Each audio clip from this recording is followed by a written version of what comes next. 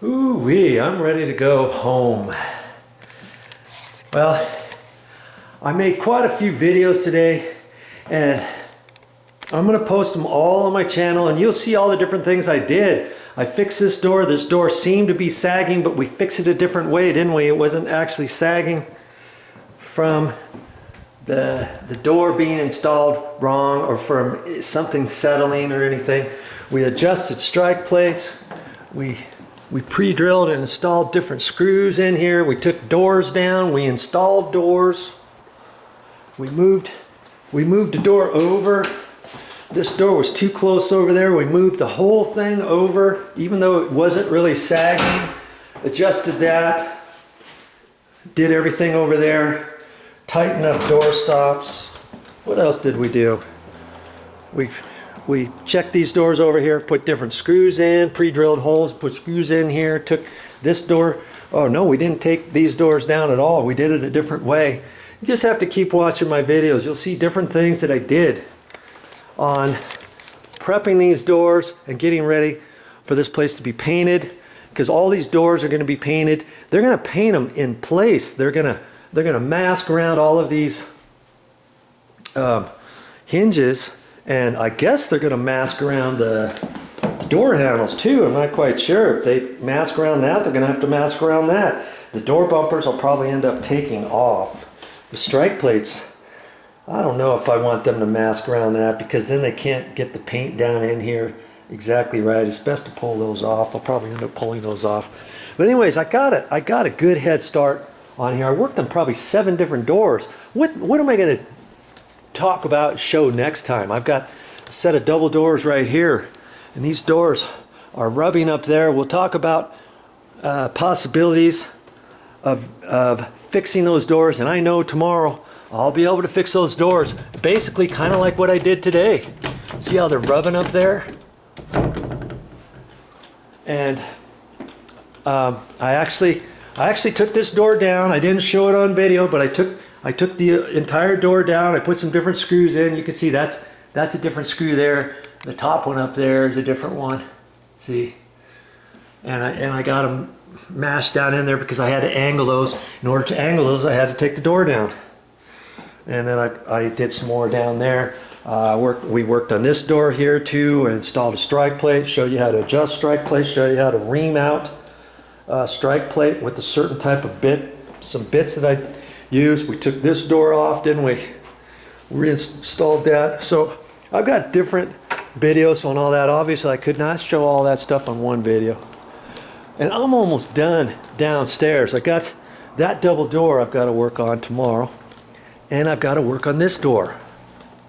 This one I've been I should have done this one first, because it's the one I'm dreading the most.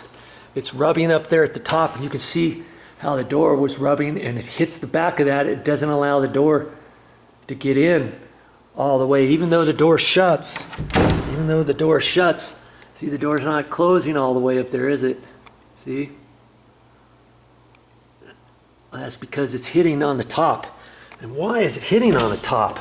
Well, we'll discuss that tomorrow, and I'll show you that on a different video. And what I may have to rasp the top of that door down. I was looking at this a little bit closer. It's tight down there, so I can suck the whole door over to the right. I got plenty of room to do that. It actually looks like the hinge might be loose down there too. And we know how to tighten up hinges, don't we? See, it's coming out at an angle. It's not pushed in tight. I don't know what's going on with that. This hinge is not flush in there. See how it's sticking out right down in there? So I'll probably have to take the door down and make sure I can push this. You see this gap right here? We'll see how it sticks out. It's not supposed to be doing that. It's supposed to be shoved in. If I can get it shoved in tight, then that's going to push the bottom of the door over to the right. See the gap behind there? You can kind of see it. Where if I can tweak that hinge over, can you see how that's going to move this door, the bottom of the door over? It's going to take this door. It's actually going to kind of swivel it like that. It's going to actually lower this down a little bit, and it might clear that up there at the top without me having to rasp on it very much. And I got enough room to where it can lower because see, I got a big gap right there on the edge of the door. See? So I can move that door over a little bit that way. It's very opposite of a door that's sagging. This one is actually mimicking and acting the very opposite of a sagging door. So we've got to, but we can still, hey, we can adjust it. We can do all kinds of different things to it. So I'm looking forward to making that video tomorrow. I'll be able to work on that tomorrow. And I'm going to work on that double door over there. Okay, and then after that, after working on that double door and getting it lined up a little bit better and stuff, I'll be able to move up on the main floor of the house. Oh, nice view too. I've been enjoying making these videos for you. I hope you've been learning some different things on these different videos. And I just want you to know, if I can do it, you can do it. That's my mantra. If I'm just an average Joe, and if an average Joe can do it, I know you put a little bit of effort into it, a little bit of some common sense, you can do the different things that I've been doing with these doors. You don't have to call somebody up and have them come out here and adjust your doors, even if you don't have to paint. See, I didn't want to do any of this stuff after painting because the doors will be rubbing and stuff, and I want everything to be done first. Now, obviously, if you're in a house that's already done, you can still take all of these different videos and you can apply them to your particular doors in your house on how to make these adjustments. And hopefully your doors have not sagged, your walls haven't settled so much that you can't get them adjusted on your own and get them to where you're at a happy medium without having to contact somebody. You call a door company in here. You know, all these bottom doors, I've literally, I will have touched every single door down here except one door, and that door was in here. That door's working fine. That's a metal door, by the way, but I could have adjusted that had I needed to have adjusted that, but we already talked about that door if you look on certain videos. But I've touched every other door. I'll touch these double doors and that other door, and I've touched every single door down here, making sure hinges, the hinge screws were tight, and the ones that were loose, how we went ahead and tightened those with longer screws and how we got them in there and all that kind of stuff. We did all of these doors, you remember? All of them. And I wasn't afraid to do it. I knew I could do it, and I enjoyed making these videos because when I make these videos, you can see exactly the thought process and the different things that I have to do to get through on fixing these doors. And if I can do it, I know you can do it too. I'm going to take a look at these other doors here, and I'll show you how to adjust these doors. See, these are cabinet doors. Look at that. See a big gap up there? See that big gap? You look down here, look how big this gap is, as opposed to this one.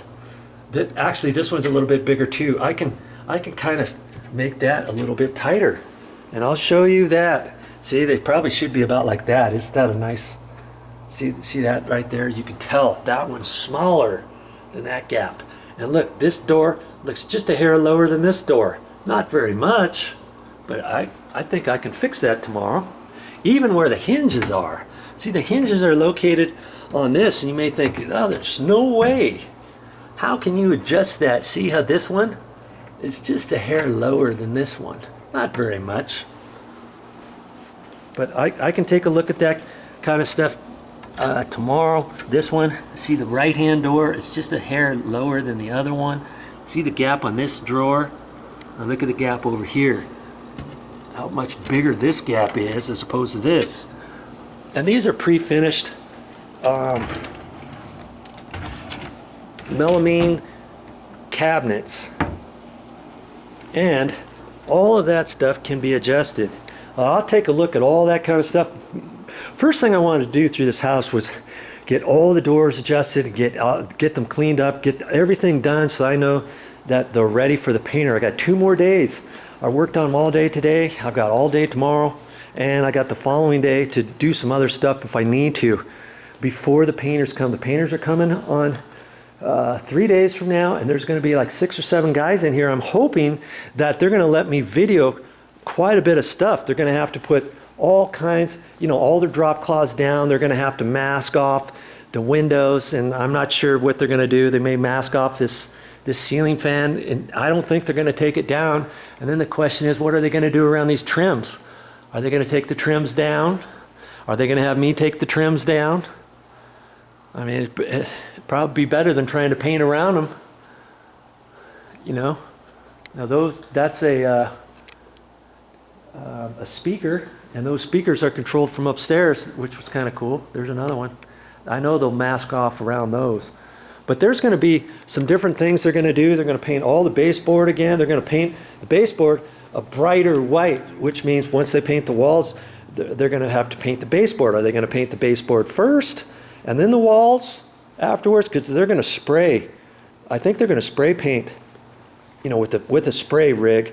They're going to spray all the baseboard, I believe, because he told me he was going to get a spray rig in here, a little small one, and he's going to spray these doors. These doors look way better sprayed. And when they were installed, initially they sprayed all these. They probably sprayed them through the house after they were installed, or they took them. They could have installed the doors, and then they could have taken them all off, put them in the garage, and lined them up at 45-degree angles, reattached them, and sprayed them all down there and brought them back up here. I don't know how they did it, but this is all sprayed. This is like pressboard material. It's called MDF. M as in Mary, D as in David, F as in Frank. MDF material. This is not real wood, but it paints up really nice. It comes pre-finished white, and these doors are like MDF. I think they're MDF or a nice paint grade type finish. They're not, I don't think this is not real wood, but it paints up really super nice. And lots of times painters come in after the fact to repaint, and they might use a mini roller with this. And then if you do that, you have to use a paintbrush to touch up around certain areas, then run the mini roller. Once you run the mini roller, it casts a little texture on there, so you can't do the mini roller. And then if you use a paintbrush cutting in around certain areas, that's more fine than where the mini roller is. And so you get that kind of stuff. But he's not going to do that. He's going to mask off this whole thing. He's going to spray these in place, he said. So that's going to be interesting on how he's going to do that. I'm not sure what he's going to do in here. Is he going to take the ring off here for the towel? Is he going to take the toilet paper off? Is he going to take this towel bar off? And I believe if it was me, I would be doing that. I would take all that stuff off, then I don't have to mask around it and all that kind of stuff. So I don't know what he's going to do. Is he going to take the cover plates off? I hope he takes the cover plates off for the light switches and for the electrical outlets on the walls and stuff like that. I hate it when painters try to paint around that, because then you get an edge around there in certain areas. And so the best thing for that is I would take, here's a coaxial cable for a TV. I would take that out, put it sideways, put it back in there. I take this cover plate off, and then put masking tape just over the electrical outlet. I take this blank plate off. I take this light switch off, and then put masking tape over this light switch. Stuff like that. I would not necessarily recommend putting masking tape around those and trying to paint around those. It just never comes out nice and finished. You know what I mean? Then you get paint edges up here like this, and then you try to take that cover plate off later, and if you're not careful, if you don't score it properly, you pull that off to replace a light switch, you rip the paint off. I've had all that kind of stuff happen. So I'm looking forward to that, especially when you get different colors. You know, the ceiling's one color, this wall's one color, the wall different color there. Is he going to paint the ceiling first, so he doesn't have to cut it all in, so some of that paint comes on the wall, and then do the wall after he does the ceiling? I'm sure he's going to work on the ceiling first. There's all kinds of different things he's going to be doing in here. He's got to paint this handrail, and going up the stairs. He's got to paint all this stuff. How is he going to paint this up next to the carpet? You know, and get it looking nice. If he puts masking tape, you may have to kind of suck that down to the sides. That's why before, well, actually, he's going to do that before the carpet guy comes here. And the carpet guy comes here, and he's going to have to re-stretch all this. And he wanted to come in after the painting got done.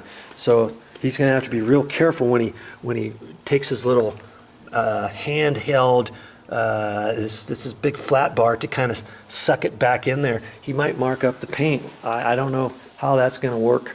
Hope he's real careful when he does that, because may have to come back and touch up around that. So different types of things that are coming up on this house that I'm going to make videos of, and I want you to start watching for more things, because there's lots of different things I'm going to do throughout this house, and there's lots of these things might pertain to certain things that you're doing around your house, or your new house that you're going to buy, or the old house that you're fixing up to sell, or something like that. You can always pick up different tips and ideas from Video Joe here, okay? So stick around, I got more things for you, but for right now, the videos that I'm working on are the doors. I'm still working on the doors. I've got all the doors upstairs on the main floor to work on, and lots of those are already okay, but I'm still gonna look at each one and do the different things that I did down here on these, but there might be certain things that I have to do differently up there. So you never know what you're going to get when you see one of my videos. It might be fixing the same type of thing, like a door that's sagging, but maybe I use a different technique on fixing the sagging door than I showed you on some of these other doors that I did on this particular on previous videos that I just am finishing on this project. Okay, so what I'm saying is, every video that I do, you might get some tips and different techniques on your types of projects. So keep watching, okay? Well, that's all I got for this time, but I'll be back with more videos. I got to put some of my stuff away, but here's another tip for you. It's all about tips. When you get ready to paint your doors and stuff, if you're going to do them with the paintbrush and stuff, I would highly recommend taking these strike plates off. Okay, then you can reinstall those later. It's hard to get your masking tape exactly around there and stuff and cut off, and then on the back side, it's hard to paint in there and stuff, and you get dribbles off of here and that sort of stuff. So this whole house is going to be painted and it's going to be started tomorrow. So another thing I have to do before I leave is I got to take all these strike plates off. I just installed this one, and I made some adjustments to some other ones today, but that's okay. And here's my tip. Here's my second tip. When you take these off, you're not going to just throw these all in a box without numbering them, so and itemizing exactly where they go into each room. I have some blue tape, and so I'm going to tape, when I take this off, I'm going to put a little piece of tape on there and write down, you know, what each room is, and then I'll be able to store these things in a closet or in a cabinet or something like that, because I went around already and I've already adjusted all these. This strike plate is adjusted different than that strike plate is adjusted different than, you know, other strike plates. You throw them all in a box, you put them all back up, you're going to find out there's going to be doors that chatter, there's going to be doors that don't close or that don't lock and latch all the way because you've got the wrong strike plate in there. Okay, well, there's another tip from Joe.